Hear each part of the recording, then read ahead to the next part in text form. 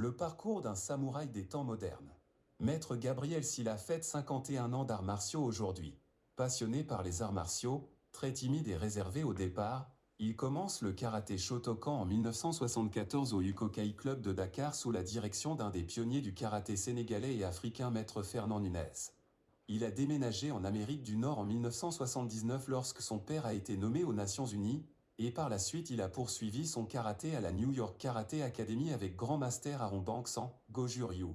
En 1985 il déménage au Québec pour y faire ses études universitaires. Il renoue avec le karaté Shotokan sous la direction de Sensei Katsumata 8e Dan Shotokan jusqu'en 2002. Il est présentement avec l'association ISKF avec Maître Denis Oud au Québec pour le volet karaté traditionnel. Attiré par la compétition par Mamadou Diop, un ami, tardivement à l'âge de 27 ans, âge auquel le haut niveau est fini pour beaucoup d'athlètes. Avec la guidance de Maître Benoît Joyal, il remporte plusieurs tournois locaux au sein de l'association de karaté Shotokan et par la suite il rejoint Karaté Québec en 2002 et Gabriel se taille une place sur l'équipe du Québec, WKF, à l'âge de 38 ans auprès de champions tels que Roch Laflamme, Philippe Poirier, Georges-André Bernatchez, Xavier Fournier et Louis-Philippe Lafleur, de grands champions québécois dans la fleur de l'âge à l'époque, ils deviennent ensemble champions canadiens. Équipe en battant la redoutable équipe de l'Ontario de l'époque. Entraîné par le légendaire coach maître Germain Bisson de Gatineau, Gérard Lauzière et Gilles Renaud, Gabriel se bat comme un lion en équipe et brille également dans la catégorie vedette des 75 kg en individuel contre des athlètes qui ont 15 à 20 ans de moins que lui et parvient à se qualifier pour la finale mais ne peut la disputer en raison de côtes brisées. Appelé en équipe canadienne cette année-là, il ne peut représenter le Canada faute de citoyenneté canadienne. Une très grande frustration à l'époque, il demeure membre de l'équipe jusqu'en 2004, année où il fut tout de suite engagé comme entraîneur de l'équipe du Québec, poste qu'il a occupé pendant 13 années de suite. En 2007 et 2009, une période très difficile et très sombre s'annonce. Il perd ses parents au Sénégal sans pouvoir quitter le territoire canadien à cause de ses problèmes d'immigration. Gabriel a contribué à encadrer plusieurs générations de champions québécois, canadiens et internationaux. En 2014, il obtient enfin sa citoyenneté canadienne et il est fier de finalement pouvoir représenter son pays d'accueil. Il fait son entrée officielle en équipe nationale canadienne où il apporte sa contribution comme coach adjoint et préparateur physique durant 3 ans, très fier de représenter le Canada dans des compétitions internationales dont le championnat panaméricain. 2016, il crée Karaté Dragon Noir, son club de karaté de compétition. Tous les athlètes sont soit en équipe du Québec soit en équipe canadienne. Sans contrat de coach en 2017 vient l'appel du Sénégal, son pays d'origine, recruté par Dr El Mokhtar Diop, président de la fédération, et Fodé Ndao, directeur des équipes nationales et responsable du haut niveau. Il rejoint une nouvelle administration et la nouvelle équipe nationale à Yaoundé au Cameroun pour le championnat continental. Il remporte le titre de champion d'Afrique par équipe masculin cette année-là dans une finale épique contre le pays hôte.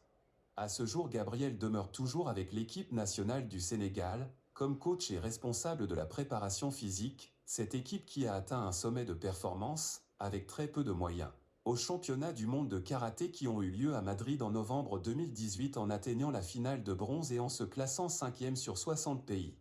Depuis ces championnats du monde, d'autres titres de champion d'Afrique ont été vaincus avec le Sénégal, notamment celui 2020 à Gaborone et 2021 à Tanger contre l'équipe féminine marocaine au Maroc en finale. Et une médaille mondiale en 2024 à Venise. Au Québec, il est nommé entraîneur-chef de l'équipe du Québec par Karaté Québec aux Jeux du Canada. Malgré son parcours atypique, Gabriel est aujourd'hui un des entraîneurs canadiens les plus qualifiés dans son domaine. Il détient un 2e cycle en haute performance de l'Université de Colombie-Britannique, Graduate Programme in High Performance and Technical Leadership at UBC, et il est diplômé de l'Institut National du Sport du Québec, DAE, diplôme avancé en entraînement, et a reçu une formation en préparation physique à l'Université de Montréal. Il se forme présentement avec l'Association canadienne des entraîneurs pour pouvoir dispenser des cours du programme national des certifications des entraîneurs aux entraîneurs québécois et canadiens.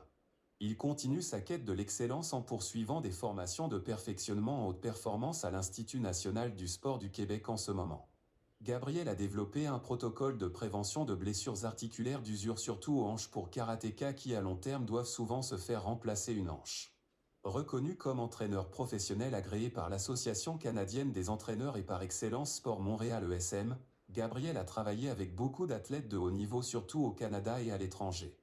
Riche de son expérience internationale, Gabriel contribue encore au développement de plusieurs athlètes de haut niveau.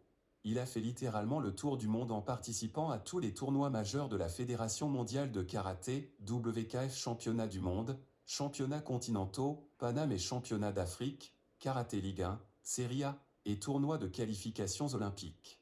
Gabriel est coach mondial, WKF, et coach continental, UFAC. Il est actuellement de nouveau coach avec l'équipe du Québec et poursuit sa carrière d'entraîneur préparateur physique au sein de Silla Fitness, entreprise qu'il a créée en 2008.